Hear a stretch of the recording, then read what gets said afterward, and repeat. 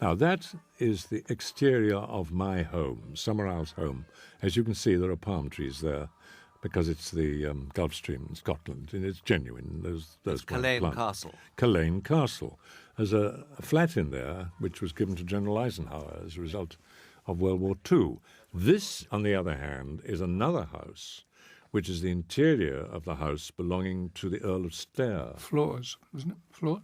Floors, is it? Was it? No, that's Roxburgh's house, isn't it? I think. Floors Castle is Roxburgh's house. Is it? Oh. No, this is Stair's house, which he kindly allowed us to shoot in. And I think he's... Well, this I hope he's still with us. But this, of course, is the first time I appear in the short version. This is Stair's house, as you say. But when Edward walks through to the dining room, we are actually in Culzean. Yes, Yeah. I know. Yeah. What Mix and match, saves this vast amount of dialogue, I mean, when I read this, I thought 12 pages of non-stop talk. Nobody on earth is going to keep the attention of the audience on them for that length of time.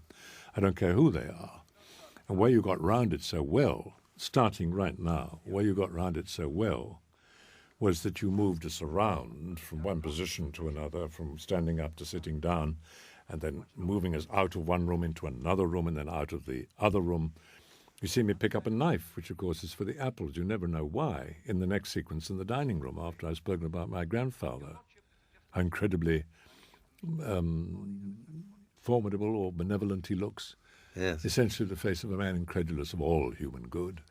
I mean, wonderful writing, and you should expect foul play. This great line of that Edward, that you have, when Edward registers this incredible shock, starting to realize what these people are really about. In this scene is one of my favorite scenes in the film. Yes, I must say, I do have to say, at the risk of, sort of, us all standing around patting each other on the back, I do have to say that I think this is one of the best directed movies I've ever seen. Yeah. Robin, I really think. I've always thought that. I've always thought you directed it absolutely superbly. Absolutely superbly. And I don't understand why you're not making movie after movie after movie. That's what I don't understand. Can I interject because you don't want to? A bit of significant trivia here, which is that you are asking how are they dancing naked, to which you That's replied... right, to which I replied, naturally, it's much too dangerous to jump through the fire with your clothes on. But of course... And they are enjoying their divinity lesson. They do so love their divinity lesson. Now, we're moving around all the time because Robin's doing that with his camera. And this is what saves this vast amount of dialogue. But in a minute, you will see, I mean, he's appalled. Oh, he's appalled. What of the Christian God? What of him? I say, oh, well, he had his chance and he blew it. What? And I think my answer to that was, surely you mean who? And I think that was cut. I'm not too sure. it was. Yeah, pity. It's a great line in reply. It's a typical, rather unkindly benevolent line, but typical of the character. I think it seemed like a put down too far, really, at the time to us. Well, fair enough. You know, I mean, look at the poor man. I've He's still got that already suit, stunned but I enough. can't get into it. Yes. Without having his say, grab attacked. There was one other thing in this film which was daunting for me, and that is that I'm English. I'm not Scots. Oh, I thought you were. And luckily, I spent about 4 years of my life as a young actor doing rep in St Andrews and Dundee and in Perth, and played a lot of Scotsmen. And thank God I had, because the difficulty was it's not difficult to do one or two scenes in an accent or a dialect. The difficulty is being totally consistent. And that used to worry me occasionally. I thought you were Scot. No. I really did, because your accent is faultless. And see, this is where I'm looking at the portrait of my grandfather, which, of course, is in a sense a portrait of me with a beard, looking rather like John Brown, although he wasn't as tall as that. But we then walk into the dining room, and I pick up a knife because I'm going to show him the apples, and I'm going to take a piece out of the apple. We've now walked into Culzean Castle. Now walked into Culzean Castle. We saw. And as you will see, I pick a knife out because I'm going to show him right now a sort of paring knife, or whatever you like to call it, because I'm going to dig into the apples, which we don't see, and he's going to taste a bit. Now, from here, we walked outside, and we walked, if I remember correctly, into Logan Botanical Gardens, into the greenhouse. Yes, it was. Which is not in the film. From the greenhouse, the hothouse, we walked into another part where I'm showing various implements and how apples are grown and so on and so forth, and why and so on and so forth. And this scene of us walking in the garden, we are not actually saying what you're hearing, because it was a much, much longer scene. I would just like to mention my favourite line from the film, because it took place a little bit earlier than this. We shot it, of course. And it's absolutely superb, because it's one of the... Oh, no, needless to say, of course, I've lost it. Wait a minute. It's all about... Well, I'll come to it in a minute. Just be patient. I have it right here. Right. It's the best line. Oh, this is a pagan, possibly, but not perhaps not enlightened one. And your Christian copper, Edward. Yeah, well, I was amazed that it was a voiceover. I thought that you'd shoot it with us, with him getting into the whatever you call it, the broom, or whatever, and me saying that line to him. But it was a voiceover. It got a big laugh. But quite a long way previous to this, there's a very sinister comment that I make here. The old gods, to reverence them and appease them if necessary. That comes into this, we're just looking at, which a lot of people probably missed. One hopes they did, in a sense. But before this, inside, there's a line: he set to work. Almost immediately he met opposition from the fundamentalist priests, who threw tons of his artificial fertilizer into the harbour on the grounds that if God had meant us to use it, he would have provided it. I looked up in the air, and to my great dismay, that is not in the film, because I thought that was the funniest line in the entire picture. Perhaps it was felt to be too irreverent. I don't know. I think it may have been. I don't know either. Now, this element of finding the hair in the grave, when I asked you about this before, Robin, you said that the one thing you thought had come from ritual was the idea of the hair. Is that correct? No, it wasn't so much the hair. I don't think it was actually the hair, but it was the transmutation of souls. I think it was actually a butterfly or something in ritual. The idea that when people, souls left their bodies, they could be transmuted into animals or even trees and plants, which was certainly a pagan notion. And since the whole thing about her being a hare has been the theme throughout, we now finally see her as a hare, is the ultimate joke they're playing on him.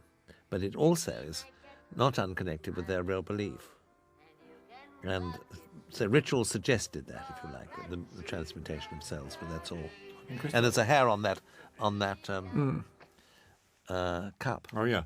I've been trying for a very, very long time, as I'm sure you know, Robin, because I asked you, to find the full version of The Tinker of Rye, which Diane and I are singing.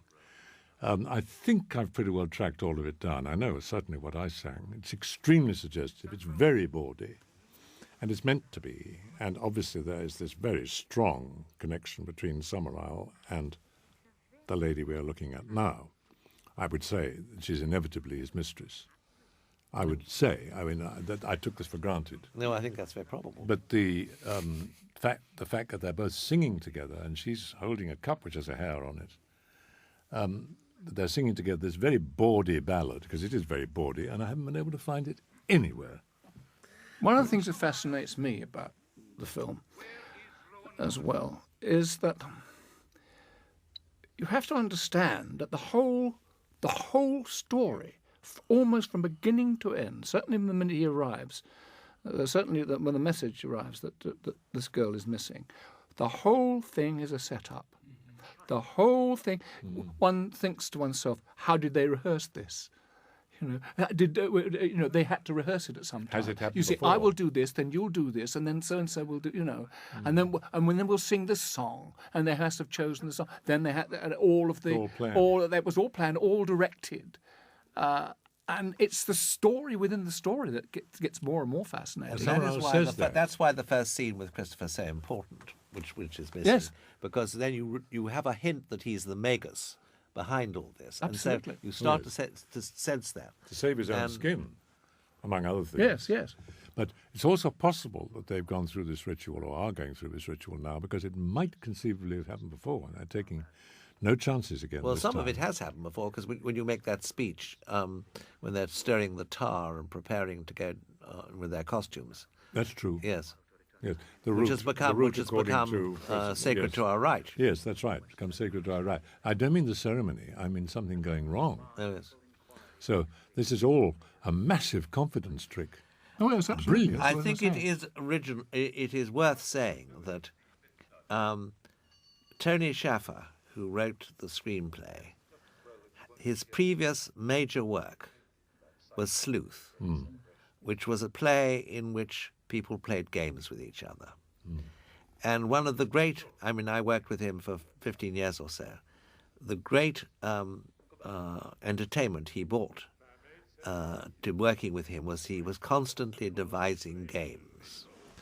And this is his ultimate game. I mean, the reason why I don't think he did very much after this was because he'd gone to the ultimate. And this was a game in which one person, the Christopher Lee character, plots with a whole group of people against one other person, Edward. He never did anything better than this. He never did anything else really that was on these lines. I mean, No, obviously he no, did no, other certainly films, but nothing on these Am I lines. right It was in the end of assuming- his game playing. Am I right in assuming that a lot of the research, both by Tony and by you, came from Fraser's Golden Bough? Yes, I had all 25 volumes with me. Good grief. I don't say I read all of them, but they were very useful. And the song that you talked about, the Tinker of Rye, I'm pretty sure came from the Sharps collection in London. But you looked, didn't you? Yes, I did. Yeah, well, I couldn't have gone back through the archive of Sharps. It would have taken me days. And I had all this stuff with me when we were doing the research. And I think what happened was that Peter Shaffer, who really oversaw all the songs, unbowdlerizing them and that sort of thing, probably took a small fragment that I'd found and elaborated on it. Now we're seeing the moment of realization here. This is the point at yes, which there she is, with no harvest. There's the missing picture, which was missing from the wall, of Rowan Morrison, and all is bare around her. Now, presumably that's a flashback. Yes. Yes. Yes, must be. Yes, of course. There's the bare wall. it's worth saying as well that in that flashback, when we see all those plants that are in blossom, the blossoms are all either stuck on or the trees are imported. And of course, you, Edward, have told the story about. I know. And it's totally denied. Would you like to repeat Totally it? denied. I swear that they were moving some trees around behind me, as at one point when I'm told that I'm talking through the back of my head, but I still have the memory, and I don't think it's a false memory. Perhaps it is. That the blossoming trees were brought up, and then Some of the blossoming trees, because they weren't enough, they took them round behind, and as it clip clop, clip clop, clip clop, they were there again. Now I can remember. Now maybe someone was just carrying the trees away. They were finished with. I don't know, No, but I think- have this think- memory. I think that's quite likely because that you're correct, because the gardens are actually subtropical. I mean, they really are. You can't fake a palm. Well, we didn't fake palm trees. They were really there, and the other subtropical plants. But of course, you wouldn't normally have apple blossom trees in a tropical garden. So they had to be introduced. They were all plastic, weren't they, or whatever? Yes, they were, yes. Silk or whatever. now we have one of the most famous scenes from the film happening here. Firstly, your bedroom and Britt Ekland's bedroom were not even in the same house, were they? They were in different buildings. No, as far as I know, no, they weren't. They weren't in the same house. No. And you shot the two sides of this dance on separate nights. So you were having to choreograph your movement. Had she already done her side of the dance when you did yours? The song had been done so that, and the knocking sound. Yes, I think it had. Had she always done her dance? Well, yes, because we had to play back. That's to you. right. Of course you did.